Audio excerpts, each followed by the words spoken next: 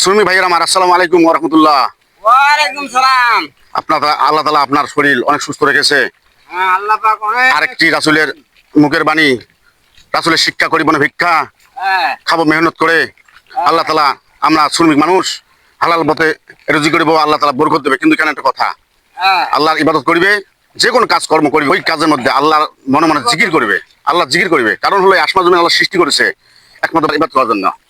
আসমান জমিন আল্লাহ তৈরি করে, আদম হাওয়াকে বানায় দুনিয়াতে।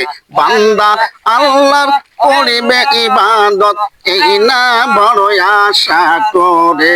বলো আল্লাহ আল্লাহ আল্লাহ আল্লাহ।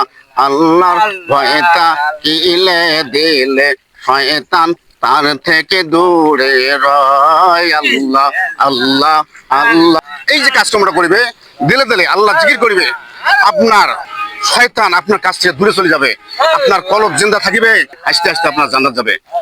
এই কথা আপনার জানালাম, দয়া করে শেয়ার করে দেবেন। আসসালামু আলাইকুম।